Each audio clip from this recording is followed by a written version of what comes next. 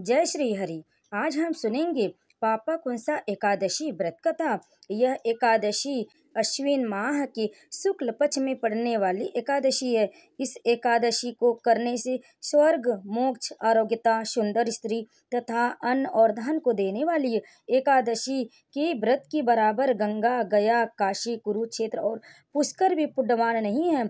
हरिवासर तथा एकादशी का व्रत करने और जागरण करने से सहज ही में मनुष्य विष्णु पद को प्राप्त होता है। इस व्रत को करने से 10 पीढ़ी मातृ पक्ष, 10 पीढ़ी पितृपक्ष, 10 पीढ़ी स्त्री पक्ष तथा 10 पीढ़ी मित्र पक्ष का उद्धार कर देते। वे दिव्य देह धारण कर चतुर्भुज रूप हो, पीताम्बर पहने और हाथ में माला लेकर गरुड़ पर चढ़कर विष्णु लोक को जाते हैं। तो भक्तों, आज हम सुनेंगे पापाकुंसा एकादशी व्रत कथा, जिसके सुनने मात्र से ही सभी पाप नष्ट हो जाते हैं और व्यक्ति मोक्ष को प्राप्त होता है। उसके किए गए जाने अनजाने सभी पाप नष्ट हो जाते हैं। इस एकादशी व्रत को रखने से यह एकादशी पापाकुंसा एकादशी के नाम से जानी जाती है। इसके नाम से ही पता चलता है कि इस एकादशी का रखने से सभी पाप नष्ट हो जाते हैं और भगवान विष्णु की कृपा प्राप्त होती है। जो भी व्यक्ति सच्ची श्रद्धा और भक्ति से इस एकादशी को व्रत को करते हैं तो उसके जाने अनजाने में किए गए सभी पाप नष्ट होकर भगवान विष्णु के लोक में जाता है। जो भी भक्त सच्ची श्रद्धा और भक्ति के साथ भगवान विष्णु का पूजन अर्चन करके श्रद्धा पूर्वक इस कथा का श्रवण करते हैं तो उसके सभी पाप नष्ट हो जाते, उसके सारे कष्ट दूर हो जाते। तो भक्तों, बहुत ही भक्ति के साथ मन में भगवान विष्णु का स्मरण करते हुए श्रद्धा के साथ आज पापाकुंसा एकादशी व्रत कथा का श्रवण अंत तक अवश्य करें और हमारे चैनल को सब्सक्राइब जरूर करें, वीडियो को लाइक करें, शेयर करें और कमेंट में विष्णु भगवान की जय अवश्य लिखें और इस व्रत कथा का अंत तक श्रवण करें। तो प्रेम से बोलिए भगवान विष्णु की जय। धर्मराज युधिष्ठिर कहने लगे कि हे भगवान, अश्विन शुक्ल एकादशी का क्या नाम है? अब आप कृपा करके इसकी विधि तथा फल कहिए। भगवान श्री कृष्ण कहने लगे कि हे युधिष्ठिर, पापों का नाश करने वाली इस एकादशी का नाम पापाकुंसा एकादशी है। हे राजन, इस दिन मनुष्य को विधि पूर्वक भगवान पद्मनाभ की पूजा करनी चाहिए। यह एकादशी मनुष्य को मनोवांछित फल देकर स्वर्ग को प्राप्त कराने वाली है। मनुष्य को बहुत दिनों तक कठोर तपस्या से जो फल मिलता है वह फल भगवान गरुड़ध्वज को नमस्कार करने से प्राप्त हो जाता है। जो मनुष्य अज्ञानवश अनेक पाप करते हैं परंतु हरि को नमस्कार करते हैं, वे नरक में नहीं जाते। विष्णु के नाम के कीर्तन मात्र से ही, उनके नाम के स्मरण मात्र से ही संसार के सब तीर्थों के पुण्य का फल मिल जाता है। जो मनुष्य सांग धनुषधारी भगवान विष्णु की शरण में जाते हैं उन्हें कभी भी यम यातना भोगनी नहीं पड़ती। जो मनुष्य वैष्णव होकर शिव की अवशय होकर विष्णु की निंदा करते हैं वे अवश्य नरकवासी होते। सहस्त्रों वाजपेयी और अश्वमेध यज्ञों से जो फल प्राप्त होता है वह एकादशी के व्रत की 16वें भाग के बराबर भी नहीं होता। संसार में एकादशी के बराबर कोई पुण्य नहीं, इसके बराबर पवित्र तीनों लोकों में कुछ भी नहीं। इस एकादशी के बराबर कोई व्रत नहीं।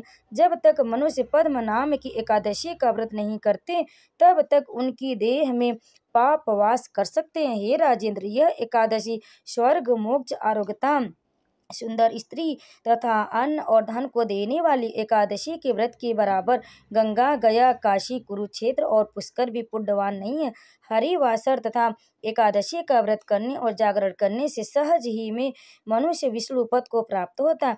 हे युधिष्ठिर, इस व्रत के करने वाले 10 पीढ़ी मातृपक्ष, 10 पीढ़ी पितृपक्ष और 10 पीढ़ी स्त्री पक्ष तथा 10 पीढ़ी मित्र पक्ष का उद्धार कर देते हैं। वे दिव्य देह धारण कर चतुर्भुज रूप होकर पीताम्बर पहने और हाथ में माला लेकर गरुड़ पर चढ़कर विष्णु लोक को जाते हैं। हे नृपोत्तम, बाल्यावस्था, युवावस्था और वृद्धावस्था में इस व्रत को करने से पापी मनुष्य भी दुर्गति को प्राप्त न होकर सद्गति को प्राप्त होता।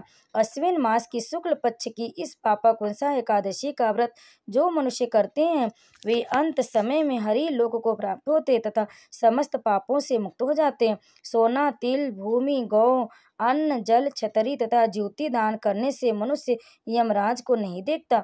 जो मनुष्य किसी प्रकार के पुण्य कर्म किए बिना जीवन के दिन व्यतीत करता है, वह लोहार के भट्ठे की तरह सांस लेता हुआ निर्जीव के समान ही है।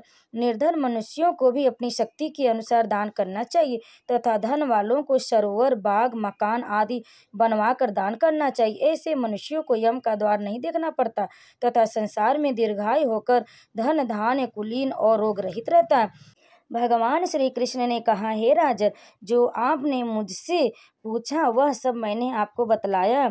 अब आपकी और क्या सुनने की इच्छा है? तब भगवान श्री कृष्ण इस कथा के बारे में बताते हुए कहते हैं कि प्राचीन समय में विंध्य पर्वत पर क्रोधन नाम का एक बहेलिया रहता था। वह क्रूर स्वभाव का था। उसका सारा जीवन हिंसा, लूटपाट, मद्यपान और गलत संगति, पाप कर्मों में ही व्यतीत हुआ था। जब अंत समय में यमराज के दूत बहेलियों को लेने आए और यमदूत ने बहेलिये से कहा कि कल तुम्हारे जीवन का अंतिम दिन है, कल हम तुम्हें ले जाएंगे। यह बात सुनकर बहेलिया बहुत भयभीत हो गया और महर्षि अंगिरा के आश्रम में पहुंचा और महर्षि अंगिरा के चरणों पर गिरकर प्रार्थना करने लगा। बहेलिये ने ईश्वर से कहा, मैंने सारा जीवन पाप कर्म करने में ही व्यतीत कर दिया। कृपा कर मुझे कोई ऐसा उपाय बता दीजिए जिससे मेरे सारे पाप मिट जाएं और मोक्ष की प्राप्ति हो जाए। उसके निवेदन पर महर्षि अंगिरा ने उसे अश्विन शुक्ल की पापा कुंसा एकादशी विधि पूर्वक व्रत करने को कहा। अंगिरा ऋषि के कहे अनुसार उस बहेलिये ने यह व्रत किया और उसके किए गए सारे पाप से वह मुक्त हो गया। वह पापों से छुटकारा पा लिया, उसके सारे कष्ट दूर हो गए। वह इस व्रत पूजन के बल से भगवान की कृपा से वह विष्णु लोक को गया। जब यमराज के यमदूत ने इस चमत्कार को देखा तो वह बहेलिये को बिना लिए ही यमलोक वापस लौट गए। तो प्रेम से बोले भगवान विष्णु की जय। कथा को अंत तक सुनने के लिए आप सभी भक्तों का बहुत बहुत धन्यवाद। जय श्री कृष्ण, राधे राधे। आप सभी भक्तों को पापा कुंसा एकादशी की ढेर सारी शुभकामनाएं। जय श्री कृष्ण।